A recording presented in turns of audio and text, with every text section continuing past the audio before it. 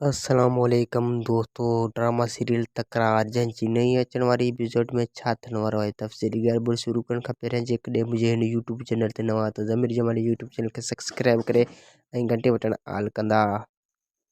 भावल ख़ान वञी रसनाब ख़ान सां ठाह करण जूं ॻाल्हियूं कंदो ऐं रसनाब ख़ान ठाह करण लाइ राज़ी थी वेंदो ऐं मूंसां हिकु अहिड़ी सोचींदो त मूंसां ईअं चवंदो त मां रसनाब ख़ान खे कीअं बि करे मारे छॾियां ऐं तिजावल ख़ान वेही तमाशो ॾिसंदो त हाणे मूंसां छा करण वारो आहे ऐं मूंसां पंहिंजो प्लान करे थो या न। ऐं हाणे मीर खे फुल इजाज़त मिली चुको आहे